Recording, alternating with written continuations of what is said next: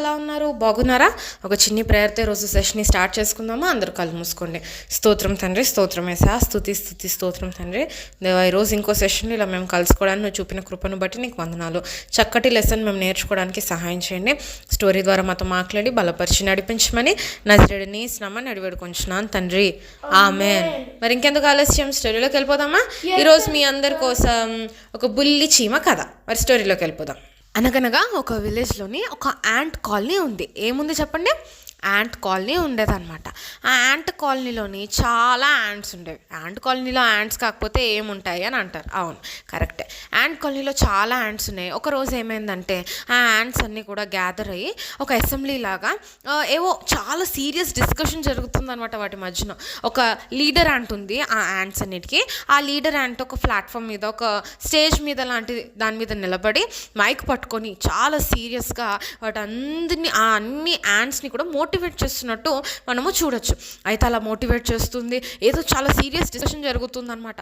అట్లా ఆ డిస్కషన్లో ఆ యాంట్ ఏమంటుందంటే, ఇంకోండి నెక్స్ట్ ఇంకొన్ని రోజుల్లోని we are going to enter in to the rainy season. మనకి రైనీ సీజన్ వచ్చేస్తుంది, వర్షాకాలం వచ్చేస్తుంది. కాబట్టి మనం ఫుడ్ని స్టోర్ చేసుకోవాలి. ఏం చేసుకోవాలి?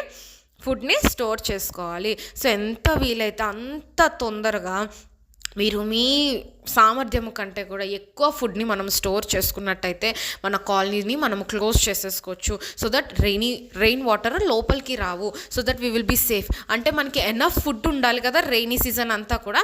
కాబట్టి మీరు ఏం చేయాలనంటే ఫుడ్ని తొందరగా కలెక్ట్ చేయాలి. ఇంకొన్ని ఫ్యూ డేసే ఉన్నాయి మనకి. కాబట్టి మీరు ఎంత వీలైతే అంత తొందరగా టైం వేస్ట్ చేయకుండా, టైం పాస్ చేయకుండా ఫుడ్ని స్టోర్ చేసుకోవాలి అని చెప్పి వాటన్నిటికీ చెప్తూ, ఓకే నాకు తెలుసు మీరు టైం పాస్ చేయరు, మీరు అందరు చాలా హార్డ్ వర్కింగ్ యాంట్స్ అని నాకు తెలుసు అని చెప్పి వాటిని అప్రిషియేట్ చేస్తూ, వాటన్నిటిని కూడా మోటివేట్ చేస్తూ ఆ యొక్క అనౌన్స్మెంట్స్ అన్నిటిని చెప్తుందనమాట. మనం చాలా జాగ్రత్తగా తొందరగా మన వర్క్స్ని తొందరగా కంప్లీట్ చేసుకోవాలి, ఎక్కువ ఫుడ్ని స్టోరప్ చేసుకోవాలి కొద్దిగా టైంలో అని చెప్పి యాంట్స్ అన్నిటికీ కూడా చెప్తూ ఉందన్నమాట.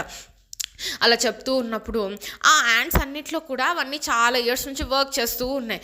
అందులోని టోనీ, చెప్పండి, అందులోని టోనీ అనే కొత్త యాంట్ వచ్చిందనమాట. అంటే మనం చిన్నగా ఉన్నప్పుడు చూడండి, ఇప్పుడు జాబ్ ఎప్పుడు చేస్తాం మనము?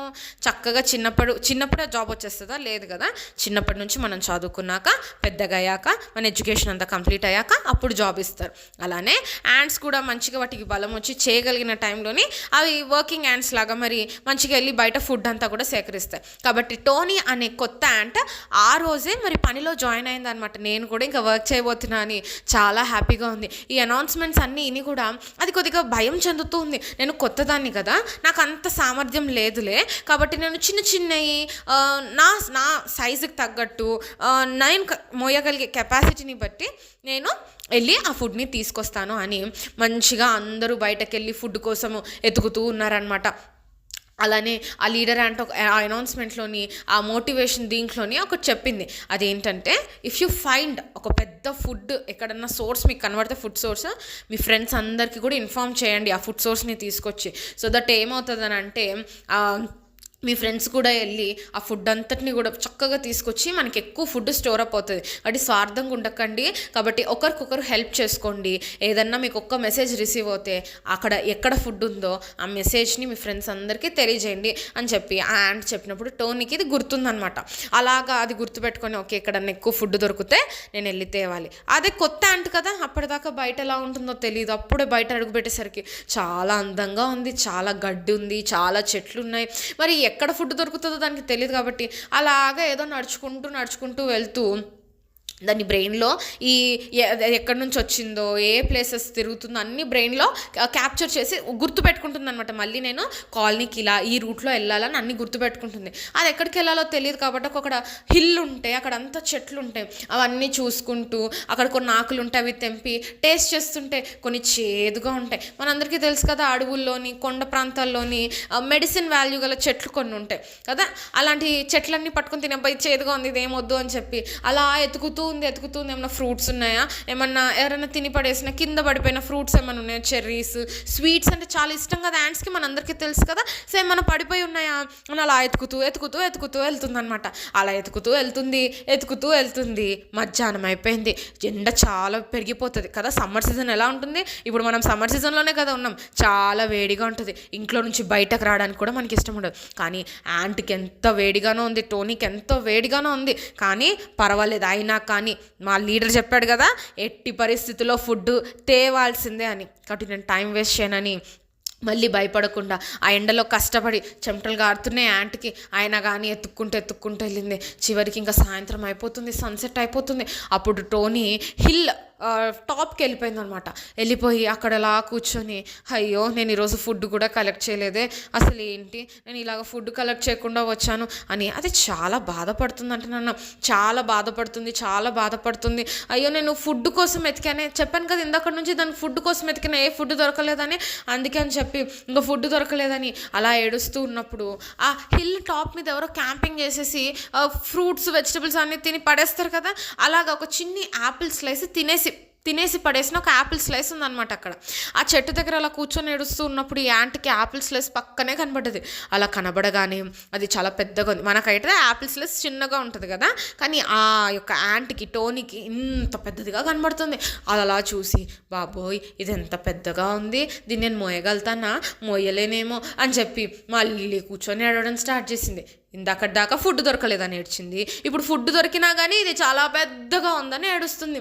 ఇది నా వల్ల కాదు, నేను దీన్ని మొయ్యలేను, నాకు సామర్థ్యం లేదు అని చెప్పి అలా కూర్చొని బాధపడుతూ ఉంటే వెనకాల నుంచి మరి ఒక వాయిస్ వినపడ్డది. అదేంటంటే, ఇగో టోనీ నేను నీకు తోడుగా ఉన్నాను, నువ్వేం చేస్తావంటే యాపిల్ని నువ్వు మొయ్యగలవు అని చెప్పి ఆ వాయిస్ వినపడుతూ ఉన్నప్పుడు, అమ్మో నేనేం మొయ్యగలను, మా యొక్క ఫ్రెండ్స్ వాళ్ళందరూ నాకంటే పెద్దోళ్ళు ఉన్నారే మా వర్కింగ్ టీంలోని, వాళ్ళందరూ చక్కగా చాలా ఇయర్స్ నుంచి ఎక్స్పీరియన్స్ గల వాళ్ళు ఎంత పెద్ద యాపిల్ అన్నా ఎంత కష్టమైనా వాళ్ళు ఎలాగన్నా మోసుకొని వస్తారు, నేనేం మోసుకొని వస్తాను, నేను ఇప్పుడే వచ్చాను కదా, నేను చాలా చిన్ని యాంట్ని, అంటే బిగినర్ని కదా అని చెప్పి అది చాలా ఏడుస్తున్నప్పుడు, లేదు నేను నీకు శక్తినిస్తా, నువ్వు చేయగలవు అని చెప్తుంటే, ఓకేలే ఎవరో తెలియదు కానీ ఒకసారి ట్రై చేద్దాము అని అనుకొని యాపిల్ దగ్గరికి వెళ్ళి మెల్లగా దాన్ని లిఫ్ట్ చేద్దామని ట్రై చేస్తుందన్న.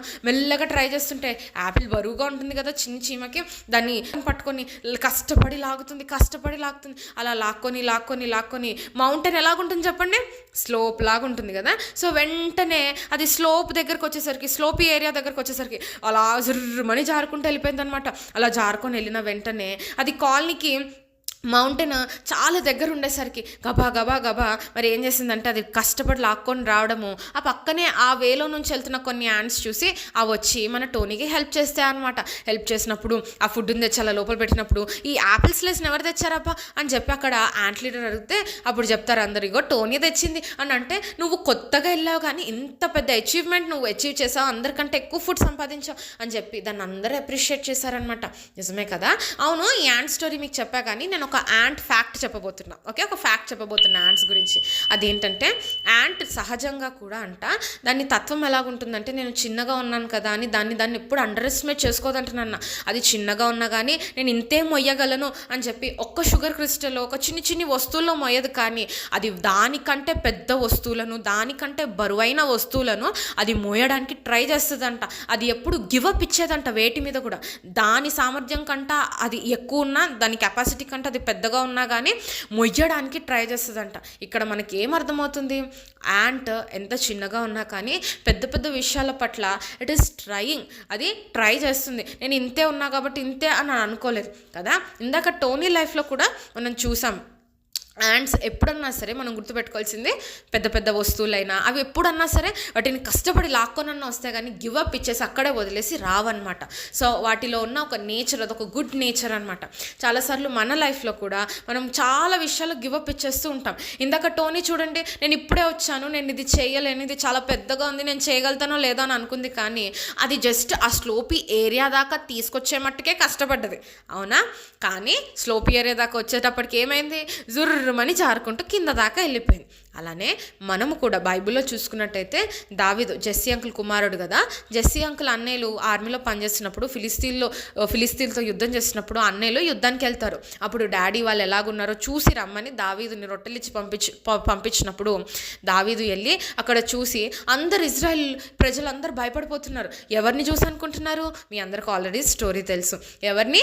గొల్యాతుని చూసి భయపడిపోతూ ఉన్నారు. గొల్యాతు చాలా పొడుగ్గా ఉన్నారు, వీళ్ళకంటే ఎంతో పెద్దగా ఉన్నాడు, ఎత్తుగున్నాడు, స్ట్రౌట్గా ఉన్నాడు. ఆయన ఆయుధాలే చాలా బరువుగా ఉంటాయి, ఒక మనిషి కూడా మోయలేని అంత బరువుగల ఆయుధాలైన పట్టుకొని యుద్ధానికి వచ్చినప్పుడు భయమేదా? చాలా పెద్ద గొల్యాతు కదా. అయితే అందరు చూసి భయపడుతున్నారు, కానీ మన దావీదు మాత్రము ఏంటి ఈ గొల్యాతుని చూసి, ఈ సున్నతి లేని గొల్యాతుని చూసి, దేవుని నామాన్ని అవమానిస్తున్న గొల్యాతుని చూసి ఇజ్రాయెల్ ప్రజలు ఎందుకు భయపడుతున్నారు? వెళ్ళి యుద్ధం చేస్తే దేవుడే జయమిస్తాడు అని చెప్పి అన్నా కానీ వాళ్ళలో ఏమాత్రం ధైర్యం రాలేదు నాన్న. అప్పుడు దావీదు అన్నాడు, నేను వెళ్ళి యుద్ధం చేస్తా అంటే సౌలరాజు దగ్గర తీసుకెళ్ళినప్పుడు సౌలరాజు అంటాడు, నువ్వెలా యుద్ధం చేస్తావు అని అంటే దావీదో మాట అంటాడు. ఏమంటాడో తెలుసా? గో ప్రభా, మరి నేను నా తండ్రి గొర్రెల్ని కాచుకుంటూ ఉంటాను, మరి నేను ఒక షెపర్డ్ బాయ్ని, ఇప్పటిదాకా ఆర్మీలోకి రాలేదు, మీరు అన్నది కరెక్టే, కానీ నేను చిన్నగా ఉన్నా, కానీ దేవుడు ఇంత చిన్న పిల్లోడినైనా నన్ను ఎన్నో సింహాల నుంచి, ఎన్నో ఎలుగుబంటుల నుంచి కాపాడినప్పుడు, ఆ వైల్డ్ అనిమల్స్ నుంచి కాపాడినప్పుడు, మరి ఈ పెద్ద గొల్యాతు నుంచి కాపాడడా? ఖచ్చితంగా కాపాడతాడు అని చెప్పి అన్ని ఆయుధాలు ఇస్తే దావీదు అంటాడు, నా దగ్గర ఉన్న ఈ ఆయుధం చాలు. అదేంటిది చెప్పండి? వడిసెలు, అలానే రాళ్ళు చాలు ప్రవ్వా అని చెప్పి యుద్ధ స్థలంలోకి వెళ్ళి ఆ వ్యాలీలో వెళ్ళి నిలబడ్డప్పుడు గొల్యాతు చాలా అండర్ ఎస్టిమేట్ చేశాడు. అప్పుడు దావీదు అన్నాడు, ఇగో నేను యెహోవా నామం పేరట వస్తున్నాను. గొల్యాతు సంతోషపడుతున్నావేమో, సంతోషపడకు, నా దేవుడు చాలా శక్తివంతుడు, ఆయన నామం పేరట వస్తున్నాను, జాగ్రత్తగా ఉండు అని హెచ్చరించిన కానీ గొల్యాతు ఏం పట్టించుకోలేదు. ఈ దావీదుని ఇట్లా అని క్రష్ చేసేస్తా అని అనుకున్నాడు, కానీ దావీదు ఏం చేశాడు? తన దగ్గర ఉన్న చిన్ని ఆయుధమై ఉండొచ్చు, తిప్పి కొట్టినప్పుడు తన విశ్వాసం ద్వారా గొలియాతు చనిపోయాడు అక్కడే. దేవుడు అతనికి జయమిచ్చాడు. ఎలా జయమిచ్చాడు? తను పెద్ద ఖడ్గం పట్టుకున్నందుకు జయమిచ్చాడా? తన ఆర్మీలో చేరి మంచిగా నేర్చుకున్నాడా దావీదు? ఏం నేర్చుకోలేదు కదా, అందుకు తను జయము కలగలేదు, కానీ తను దేవుని మీద విశ్వాసం ఉంచడం వల్ల తనకు జయము కలిగింది. ఈరోజు మన జీవితాల్లో కూడా చాలాసార్లు పెద్ద థింగ్స్, పెద్ద పనులు మనకి అప్పచెప్పబడ్డప్పుడు, మనకి కష్టమైన పనులు అప్పచెప్పబడ్డప్పుడు, లేదా మనం ఎప్పుడు చేయని పనులు అప్పచెప్పబడ్డప్పుడు చాలాసార్లు ఇలా ఫీల్ అవుతాం, అమ్మ బాబోయ్ ఈరోజు నేను స్టేజ్ ఎక్కి ఈ స్పీచ్ అందరినీ చూస్తూ చెప్పాలంట, నాకు చాలా భయం వేసేస్తుంది అని చెప్పి మనం ఏం చేస్తూ ఉంటాం? నేను ఇది చెయ్యను, నా వల్ల కాదు, this is a very big thing for me, ఇది చాలా పెద్దది, నేను వెనకాల ఉండి చేస్తాను. లేకపోతే కొన్ని పనులు మనకి రాకపోతే అవి టీచర్స్ కానీ పెద్దవాళ్ళు కానీ మనకు అప్పచెప్తే ఇది నేను చేయలేను బాబోయ్, నాకు ఇది రాదు అని చెప్పి కూర్చొని బాధపడుతూ ఉంటాం. కానీ ఈరోజు నేను మీకు ఒక్కటి గుర్తు చేయాలనుకుంటుంది ఏంటంటే, దావీదుకి దేవుడు ఎలాగైతే విశ్వాసం ఉంచినప్పుడు శక్తినిచ్చాడో, టోనీకి కూడా మరి ఆ ఒక స్వరం వినపడ్డది కదా వెనకాల నుంచి, నువ్వు ఇది చెయ్యి, నేను నీకు శక్తిని ఇస్తానని. అది నమ్మి ఎప్పుడైతే తన ఆ పనిని పట్టుకుందో, it was very easy for Tony కదా, అదేమి కష్టంగా కూడా లేదు. అలానే మనం కూడా చాలాసార్లు పెద్ద పనులు మనకు అప్పచెప్పబడి ఉండొచ్చు, పెద్ద సిచ్యువేషన్స్ లేకపోతే ఎనిమీస్ లాంటి పరిస్థితుల్లో మన ముందు ఉండి ఉండొచ్చు, కానీ దేవుని మీద విశ్వాసం ఉంచితే మనకు సమస్తము జయకరంగానే ఉంటుంది. మనము చిన్నవారమై ఉండొచ్చు, మనకేమీ రాకపోవచ్చు, కానీ దావీదుకి ఏమన్నా వచ్చా చెప్పండి? దావీదం ఆర్మీలో పనిచేశాడా? లేదు కదా. తన దగ్గర ఉన్న చిన్ని వడిసెలే చాలు గొల్యాతుని చంపడానికి దేవుడు వాడుకున్నాడు. తన విశ్వాసంను బట్టి జయమిచ్చాడు. ఈరోజు మనము కూడా దేవుడి మీద విశ్వాసం ఉంచి మనం ఉన్న దాంట్లో దేవునికి మనం చేసామనుకోండి, ఆ పనిని చేసామనుకోండి, దేవుడే మనకి జయాన్ని దయచేస్తాడు. ఈరోజు ప్రేయర్ చేసుకుందామా? యేసయ్యా నాకు శక్తిని దయచేస్తావు, నేను నీ మీద ఫెయిత్ ఉంచుతా ప్రభా అని చెప్పి. స్తోత్రం తండ్రి, స్తోత్రం యేసయ్యా.